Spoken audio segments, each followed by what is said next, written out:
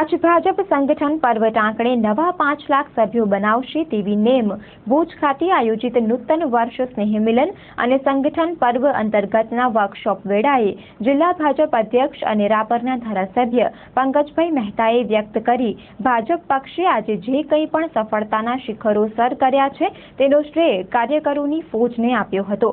Town hall ખાતે યોજાયેલ સ્નેહ મિલન અને એ પૂર્વે સંગઠન પર્વ અંતર્ગતના જિલ્લા સ્તરીય વર્કશોપમાં રાજ્યમંત્રી તારાચંદભાઈ છેડાએ તમામ કાર્યકરોને મતભેદ મનભેદ ભૂલી આગળની સ્થાનિક સ્વરાજની ચૂંટણીની તૈયારીમાં જીત મેળવવાના જુસ્સા સાથે કામે લાગી જવાની હાકલ કરી સવિશેષ રીતે નગરસેવકોને જવાબદારી નિભાવવાની ટકોર કરી હતી। રાજ્યસભાના સાંસદ મનસુખ માંડવિયાએ સંગઠન પર્વ અંતર્ગત મહત્તમ સભ્યોની નિમણૂક થાય તે વાત પર ભાર મૂકી અબડાસા લખપત અને નખત્રાણામાં ભાજપનું પ્રતિનિધિત્વ ન હોતા પોતાની સાંસદની ગ્રાન્ટમાંથી 50 લાખ તો પંકજભાઈએ તેમાં 25 લાખનો ઉમેરો કરી પશ્ચિમ કચ્છના વિકાસ માટે 75 લાખની ગ્રાન્ટ ફાળવવાની જાહેરાત કરી હતી।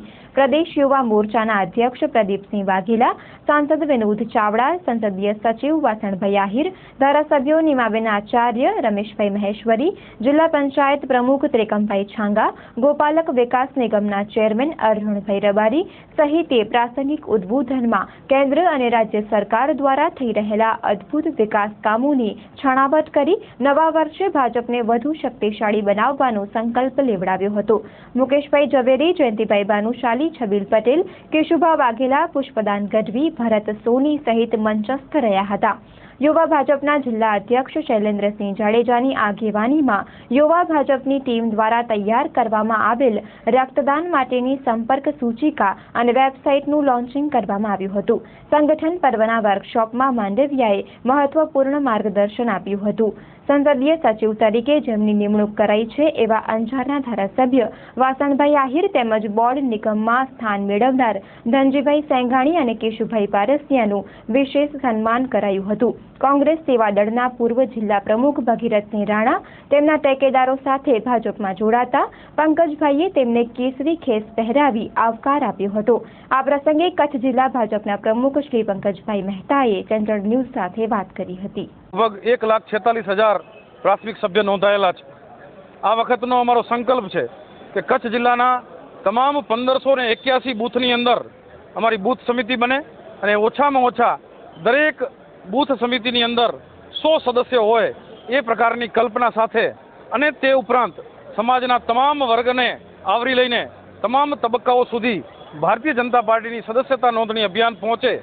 પછી એ કામદારોની વિષય હોય કે કોઈ ફેક્ટરીની અંદર કામ કરતા લોકો હોય, અન્ય પ્રાંતના લોકો કચ્છની અંદર કામ કરતા એ હોય કે માછીમારી માટે દરિયામાં જતા લોકો હોય, એવા તમામ વર્ગ સુધી અને એસટી, રેલવે સ્ટેશન આવા તમામ જાહેર સ્થળો ઉપર પણ સદસ્યતા નોંધણીનું અભિયાન શરૂ કરીને કચ્છની અંદર ઐતિહાસિક રીતે આ દેશની અંદર સમગ્ર દુનિયાની અંદર જેટલી રાજકીય પાર્ટીઓ છે એ રાજકીય પાર્ટીઓની અંદર સૌથી વધુ પ્રાથમિક સદસ્યો ભારતીય જનતા પાર્ટીના બને આ પ્રકારનો ભારતીય જનતા પાર્ટીના કચ્છ જિલ્લાના પ્રત્યેક કાર્યકર્તાનો આજે સંકલ્પ દરેકે લીધો છે। સ્નેહ મિલન શરૂ થઈ રહ્યું છે। ગત વર્ષ દરમિયાન ભારતીય જનતા પાર્ટી કચ્છે જેટલી પણ ચૂંટણીઓ આવી છે એ ચૂંટણીઓની અંદર જ્વલંત સફળતા પ્રાપ્ત કરી છે। સરપંચથી કરીને સાંસદ સુધી ઐતિહાસિક રીતે આઝાદી પછી કોઈ એક પાર્ટીને ન મળી હોય એટલી મોટી સફળતા દરેક ક્ષેત્રની અંદર કચ્છની જનતાના આશીર્વાદથી ભારતીય જનતા પાર્ટીને મળી છે। આવનારા વર્ષની અંદર પણ તાલુકા જિલ્લા પંચાયતની ચૂંટણીઓ, નગરપાલિકાની ચૂંટણીઓ આવવાની છે।